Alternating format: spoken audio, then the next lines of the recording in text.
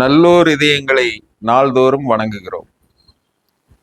தீதும் நன்றும் சேனலுக்காக இன்னைக்கு என்ன பார்க்க போறோம்னா, உலகத்திலேயே ரொம்ப ஒரு முக்கியமான விஷயத்தை பத்தி பார்க்க போறோம். அது நோபல் நாயகன் டொனால்ட் ட்ரம்ப். ஏன்னா நோபல் பரிசு கொடுக்குற அளவுக்கு ஒரு பெரிய வேலையை பண்ணியிருக்காரு. அதை பத்தி அதிகமான பேருக்கு ஒரு சரியான விழிப்புணர்வு இல்லை. ஆக நம் குழந்தைகளுக்கும் பெரியவங்களுக்கும் நம்மை சுத்தி இருக்கிறவங்களுக்கும் உலகத்துல என்ன நடந்துட்டு இருக்கு அப்படிங்கிறதுக்காக ஒரு விழிப்புணர்வு வீடியோ தான் இது. அண்மையில இஸ்ரேலும் அமெரிக்காவும் சேர்ந்து ஈரான் மேல போர் செஞ்சது எல்லாத்துக்கும் தெரியும். உலக பத்திரிகைகள்லாம் அலறிச்சு.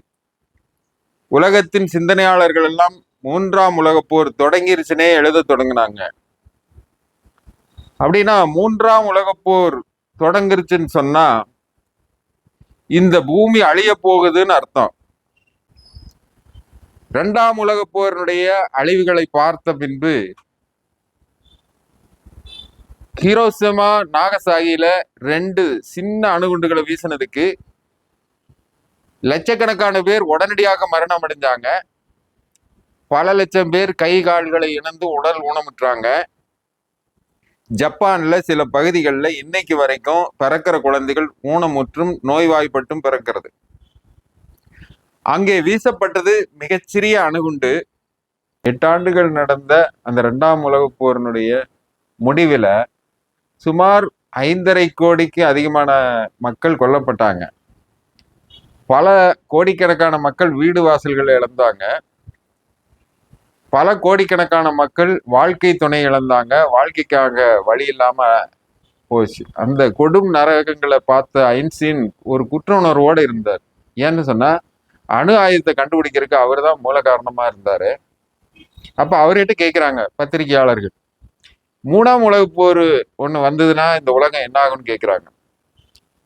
ஐன்ஸ்டீன் சொல்றாரு, 3ஆம் உலக போரை பத்தி எனக்கு தெரியாது, ஆனா 4ஆம் உலக போரை பத்தி எனக்கு தெரியும், நான் அதை பத்தி வேணா சொல்றேன் அப்படிங்கிற. எப்படி இருக்குன்னு கேக்குறாங்க.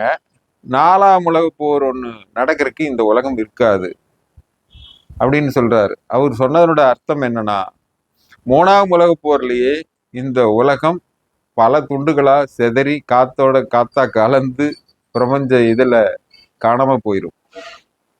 ஏன்னா அவ்வளவுக்கு 12,000க்கு மேற்பட்ட அணுகுண்டுகளை கண்டுபிடிச்சு 9 நாடுகள் வெறித்தனத்தோட ஆளுக்காளு வீசினா இந்த உலகம் என்னத்துக்காகும்? 100 முறை இந்த உலகத்தை அழிக்கலாம்.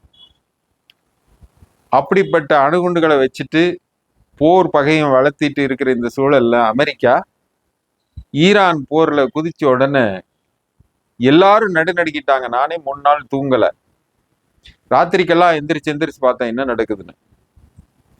ஏன்னா அமெரிக்கா ஒரு போர்ல நேரடியா இறங்கிச்சுன்னா, மறைமுகமா பல நூற்றுக்கணக்கான போர்ல அமெரிக்கா ஈடுபட்டு இருந்தது. நேரடியாக இறங்கினது சில நாடுகள்ல தான்.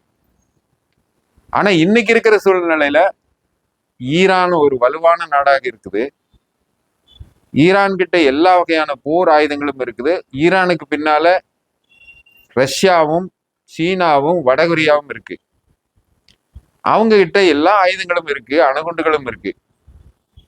இந்த நிலையில அமெரிக்கா உள்ள இறங்கி தீவிரமா சண்டை போட்டா ஈரான் திருப்பி அடிப்பாங்க. அமெரிக்கா திரும்ப திரும்ப அடிக்கும், இஸ்ரேலும் அடிக்கும். இப்பவே ஐரோப்பிய நாடுகள்லாம் ஒவ்வொரு நாடுகளா படைகளை, ஆயுத கப்பல்களை ஈரானை நோக்கி அனுப்ப தொடங்கிட்டாங்க. விபரீத நடக்க போகுதுன்னு பயந்துட்டு இருக்கிற நேரத்துலதான் உலக பத்திரிகைகள்லாம் அலர்னாங்க. ஐயையோ 3ஆம் உலக போர் வந்துருச்சு. இந்த நிலைமையில தான் அமெரிக்க அதிபர் டொனால்ட் ட்ரம்ப் நிறுத்துங்க, எல்லாம் நிறுத்துங்க என்று ஒரு வார்த்தை சொன்னதுல இந்த போர் நின்று விட்டது. மீண்டும் தொடருமோ என்ற சிறு சந்தேகங்கள் இருந்தாலும் பெரும்பாலும் அதுக்கான வாய்ப்பு இல்லை. இந்த போர் நிற்கிறதுக்கு காரணமா இருந்தா, உலக போர் வராம தடுக்கிறதுக்கு காரணமா இருந்தா டொனால்ட் ட்ரம்ப்புக்கு ஏன் நோபல் பரிசு கொடுக்க கூடாது?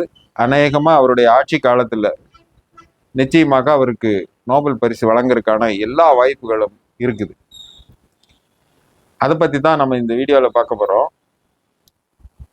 அன்றைக்கு அமெரிக்காவில மட்டும்தான் அணுகுண்டு இருந்தது.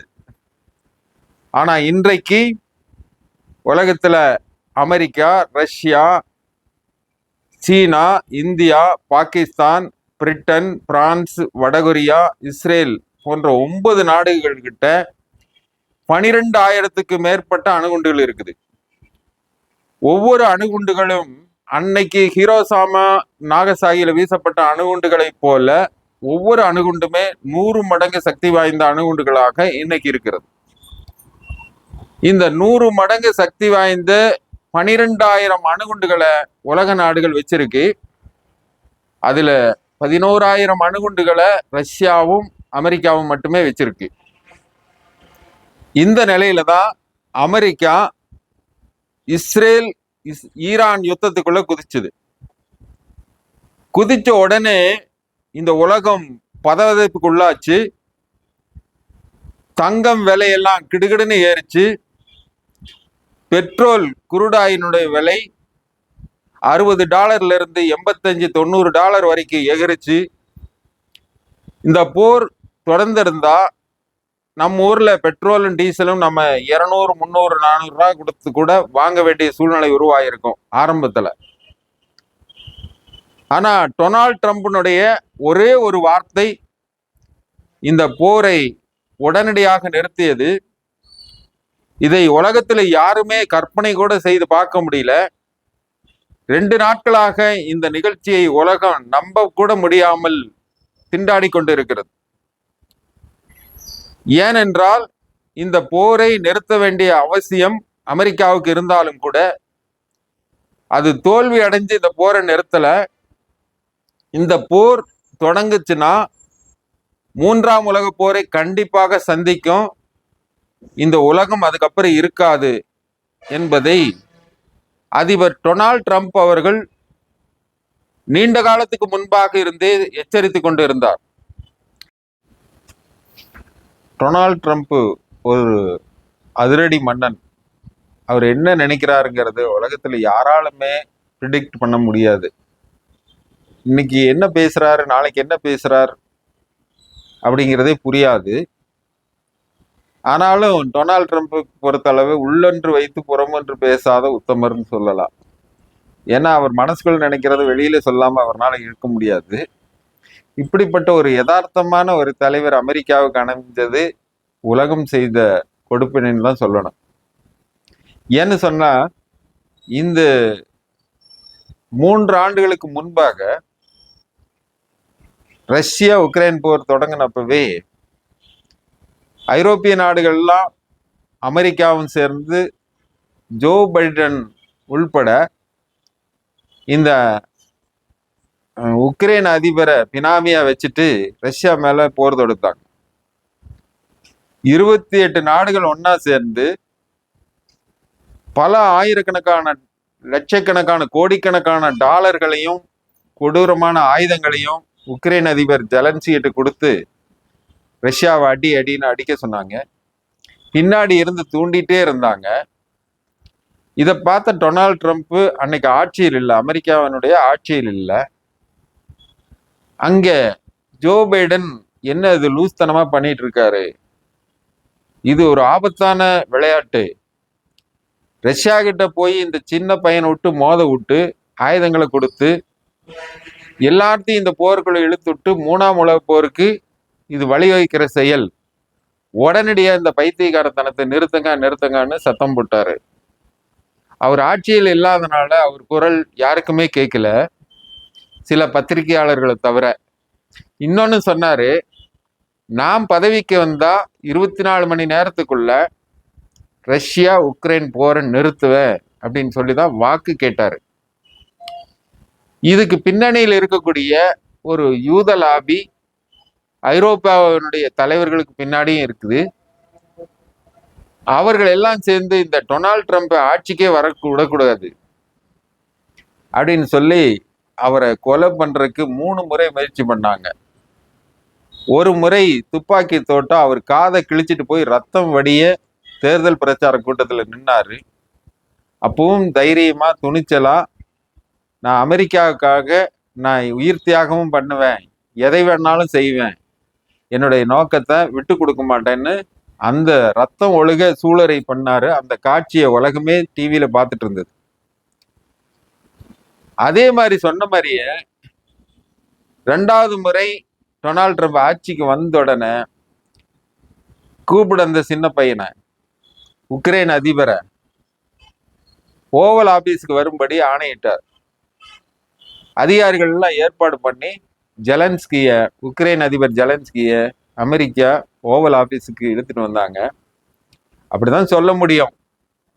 அவர் ஒரு உக்ரைனுடைய அதிபராக இருந்தாலும் கூட அதிபருக்குடைய எந்த மரியாதையும் அவருக்கு தரப்படவில்லை. You're right now not in a very good position. You've allowed yourself to be in a very bad position, and he happens to be right about it. From the very beginning of the war, you're not in a good position. You don't have the cards right now. With us, you start having cards. Right now, you don't. You're playing cards. You're playing cards. You're gambling with the lives of millions of people. You're gambling with World War III. You're gambling with World War III. வந்து பக்கத்துல உட்கார வச்சு Donald Trump left and right வாங்கினார். என்னையா நினைச்சிட்டு இருக்கிற நீ? பட்டினாய் உழைச்சு குட்டினாய் உழைச்சு பட்டினாய் கேடு வந்ததுன்னு கிராமத்துல ஒரு பழமொழி சொல்லுவாங்க. அதை போல நீ சின்ன பையன் விளையாட்டுத்தனமா ஒரு போரை தொடங்கி ஐரோப்பாவையும் நேட்டோவையும் எங்களையும் இந்த போருக்குள்ள இழுத்துட்டு உலக போர் வர்றதுக்கு முயற்சி பண்றியா? உனக்கு காசும் கொடுக்க மாட்டோம், ஆயுதம் கொடுக்க மாட்டோம். வடிவேல் பாணியில சொல்றதா இருந்தா உதைப்பதற்குள் ஓடிவிடு என்று துரத்தாத குடியாக துரத்தி விட்டாரு. இங்கே அடிபட்டு ரத்தத்தை ஒழுக்கிட்டு போய் ஐரோப்பாவின் காலில் விழுந்து கதறி அவங்களுடைய ஆயுத உதவியும் பண உதவியும் வாங்கிட்டு இன்னைக்கு வரைக்கும் விடாம ரஷ்யாவோட சண்டை கட்டிகிட்டே இருக்காரு. டொனால்ட் ட்ரம்ப்பும் இடைவிடாம ரஷ்யா உக்ரைன் போரை நிறுத்தறதுக்கு முயற்சி பண்ணிட்டே இருக்கிற சூழ்நிலையில தான் இங்கே காசாவில் 2வது போர் முனை தொடக்கப்பட்டது. 2வது போர் முனைன்னு சொன்னா பாலஸ்தீனத்தினுடைய ஒரு பகுதி தான் காசாங்கிற ஒரு சின்ன ஊர். அது நம்ம திருப்பூர் போல ஒரு சின்ன ஒரு நகரம் சொல்லலாம். அந்த சிறு நகரத்துக்குள்ள சுமார் 25 to 30 லட்சம் பேர் வசிக்கிறாங்க. அந்த சிறிய பகுதிக்குள்ள இந்த 2 ஆண்டுகளாக அமெரிக்கா கொடுத்த குண்டுகளையும் ஆயுதங்களையும் நாசகார ஆயுதங்களையும் அவர்கள் கொடுத்த நவீன ரக விமானங்களையும் வச்சுட்டு பொழுது விடிஞ்சா பொழுது விடுகிற வரைக்கும் இரவு முழுவதுமே குண்டு மழை பொழிஞ்சிட்டே இருக்குது இஸ்ரேல். இந்த அநியாயத்தை தட்டி கேட்கறதுக்கு ஆளே இல்லாம தட்டி எதிர்த்து கேட்கிற சிறு சிறு குழுக்களுக்கு ஈரான் ஆயுத உதவி பண்ணிட்டே இருந்தாங்க, பொருள் உதவியும் பண்ணிட்டே இருந்தாங்க. அப்ப இந்த காசாவை ஒழிக்கணும்னா இந்த காசாவை தொடர்ந்து இஸ்ரேல் கூடவே இணைச்சிக்கணும் அப்படிங்கிறதுக்காக இஸ்ரேலுடைய அதிபர் பிரதமர் பெஞ்சமின் நெத்தன்யாகு இந்த ஈரானை ஒழிச்சாதான் நம்ம நோக்கம் கைகூடுங்கிறதுக்காக ஈரான் மேலேயே போர் தொடுத்தார். இந்த ஈரான் போர் எங்க போய் நிற்கும்? ஒரு முனையில ரஷ்யா உக்ரைன் போர் நடந்துட்டு இருக்கு, அதுக்கு பின்னாடி அமெரிக்காவும் ஐரோப்பிய நாடுகளும் இருக்கு. ஏன்னா ஐரோப்பிய நாடுகள் சம்மந்தப்படாத எந்த உலக போரும் நடக்காது. இப்போ எந்த உலகத்துல எந்த போருமே நடக்கிறது இல்லை. எந்த போர் நடந்தாலும் அதுல அமெரிக்காவும் ஐரோப்பிய நாடுகளும் சம்மந்தப்பட்டிருக்கும். இப்போ மறைமுகமா இந்த பெஞ்சமின் நெத்தன்யாவுக்கு இஸ்ரேலுக்கு எல்லா ஆயுத உதவிகளையும் பண உதவிகளையும் தொடர்ந்து அமெரிக்கா செஞ்சுட்டே இருக்கு. டொனால்ட் ட்ரம்ப் தான் அதிபராக இருந்தாலும் கூட அவருடைய விருப்பம் இல்லாமையே இது நடந்துட்டே இருக்கு. ஆனா அவரு தந்திரமா அவர் வேலை செஞ்சார். இந்த யூத லாபி எதிர்த்து அமெரிக்க அதிபரே ஆனாலும் ஒன்றும் செய்ய முடியாது. இதுக்கு முன்னேதாரணமா முன்னாள் அதிபர் கென்னடிய இஸ்ரேல் அணுகுண்டு வச்சிருக்க கூடாதுன்னு சொன்னதுக்காக வஞ்சகமான முறையில அவரை கொலை செஞ்சாங்க. அது யூத லாபி தான்ங்கிறது இன்னைக்கு வரைக்கும் ஒரு கருத்து உலாவிட்டு இருக்கு. இருந்தால் கூட அமெரிக்க அரசு யூத லாபியின் நெருக்கடி காரணமாக அந்த கொலையை மறைச்சு அந்த கொலைக்கு சதிக்கு பின்னணியில் இருக்கிற யாரையுமே வெளி உலகத்துக்கு காட்டல. ட்ரம்ப் அதை பிரச்சாரத்தின் போலவே சொன்னாரு, நான் மீண்டும் அதிபரானால் கென்னடி கொலை வழக்கினுடைய ரகசியங்களை நான் வெளிக்கொண்டு வருவேன் அப்படின்னு சொன்னாரு. அப்பவே டொனால்ட் ட்ரம்ப் குறி வச்சாங்க. அவர் தப்பிச்சு ஆட்சிக்கு வந்துட்டாரு. இருந்தால் கூட இவ்வளவு பேசின டொனால்ட் ட்ரம்ப் எப்படி ஈரான் போருக்குள்ள குதிச்சாருங்கிறது எல்லாத்துக்கும் ஆச்சரியத்தை கொடுத்தது. நான் எல்லாமே ரொம்ப கோபத்தோட அவரை பார்த்தேன். நம்முடைய கோபம் எல்லாம் அவர் என்ன செஞ்சிடும். ஆனாலும் கூட முடிஞ்சு போச்சு கதை, உலகம் அழிய போறது உறுதி, 3ஆம் உலக போர் தவிர்க்கவே முடியாது நினைச்சிட்டு இருக்கும்போது அமெரிக்கா போய் மாத்தி மாத்தி குண்டை போடுது, ஈரான் திருப்பி அடிக்குது, அடுத்தடுத்த நகர்வுக்கு போயிட்டே இருக்கு. உடனடியா ஈரானுடைய வெளியுறவு அமைச்சர் ரஷ்யாவில் போய் இறங்குறாரு.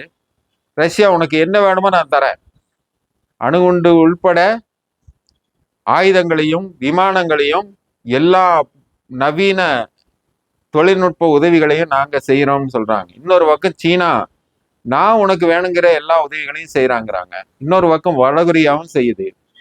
இது வளர்ந்ததுன்னா நிச்சயமாக உலகப் போரா மாறுறதை தவிர்க்கவே முடியாது. இந்தியாவும் அதுல சிக்கிக்கும். 3ஆம் உலக போர்னு ஒண்ணு வந்தா ஐன்ஸ்டீன் சொன்னதுதான் நடக்கும். இந்த உலகம் தப்பிக்கிறது கஷ்டம். உலகத்துல உயிர்களே இருக்காது, உயிர்கள்ல இயற்கையே இருக்காது, இந்த பூமியே இருக்காதுன்னு தான் சொல்ல முடியும். ஏன்னு சொன்னா அவ்வளவு அணுகுண்டுகள் இருக்கு. ஒருத்தர் வீச ஆரம்பிச்சா எல்லாரும் வீசிடுவாங்க. அதுக்கப்புறம் கற்பனைக்கே எட்ட முடியாத நினைச்சு பார்க்கறதுக்குள்ள உலகம் சுக்குநூறா உடைஞ்சு இந்த காத்தோட கலந்துரும். இவ்வளவு பெரிய ஆபத்தையும் உணர்ந்த இந்த டொனால்ட் ட்ரம்ப் தான் நிறுத்துங்க, போரை நிறுத்துங்க, உடனடியாக நிறுத்துங்கன்னு ஆணை போட்டார். ஆணை போட்டு கேட்கிற மாதிரி யாரும் இல்லை. இருந்தால் கூட இதுக்கு பின்னணியில கத்தார் நாடு இருந்தது, ரஷ்யா இருந்தது. இருந்தாலும் கூட அவங்க நினைச்சால் கூட நிறுத்த முடியாது. டொனால்ட் ட்ரம்பினுடைய கையில தான் அந்த சுவிட்ச் இருந்தது. அவர் மட்டும்தான் இதை அதிகாரப்பூர்வமா அதிகாரத்தோட இதை சொல்ல முடியும். ஈரானுக்கு சொல்றதுக்கு ரஷ்யா இருக்கிறாங்க, ஆனா இஸ்ரேலுக்கு சொல்றதுக்கு யாரும் இல்லை டொனால்ட் ட்ரம்பை தவிர. அவர் சொன்னாரு. ஆனா வழக்கமா அமெரிக்க அதிபர்கள் சொல்றத காலில் போட்டு தேய்ச்சிட்டு போயிடுவாரு இஸ்ரேல் அதிபர் பெஞ்சமின் நெத்தன்யாகு. ஆனா டொனால்ட் ட்ரம்ப் சொன்னதையும் அந்த மாதிரி லேசா எடுத்துட்டு சரி போரை நிறுத்திக்கிறேன்னு சொல்லிட்டு திரும்ப திரும்ப குண்டு மழை பொழிஞ்சிட்டே இருந்தாங்க. போரை தொடர்ந்து நடத்தினாங்க. ட்ரம்ப்புக்கு ஒரு கட்டத்துக்கு மேல உச்சகட்ட கோபம் வந்துருச்சு. கூப்பிட்டு கண்டபடி கெட்ட வார்த்தையில் திட்டாரு. யாரைய? நெத்தன்யாகுவேன். ஏயா என்னதான் செஞ்சுட்டு இருக்கிற நீ? போர்னா உனக்கு என்னன்னு தெரியுமா? போரை நிறுத்துறது எப்படின்னு தெரியுமா? இந்த போர் நடந்தா என்ன விளைவை சந்திக்கு இந்த உலகம்னு தெரியுமா? உன் இஷ்டத்துக்கு பண்ணிட்டு இருக்கிறேன்னு சொல்லி கெண்டபடி திட்டுனதுக்கு அதுக்கப்புறம்தான் அந்த நெத்தன்யாகு இறங்கி வந்தாரு. இப்ப போர் நின்றுச்சு. இவ்வளவு பெரிய அழிவை சந்திக்க இருந்த இந்த உலகத்தை காப்பாத்துற அந்த ஒரு வார்த்தை ட்ரம்ப் கிட்ட இருந்து தான் வந்தது. போர் நின்றது. அதுக்கு பின்னணியில பல பேர் இருந்தாலும் கூட டொனால்ட் ட்ரம்ப் இந்த உலக வரலாற்றுல மறக்க முடியாத மதிக்கப்பட வேண்டிய ஒரு நபருங்கிற இடத்துல உலக சமாதானத்துக்கான நோபல் பரிசுக்கு முழுமையா தகுதி பெற்றவர் தான் டொனால்ட் ட்ரம்ப் அவர்கள். வாழ்க வளமுடன்.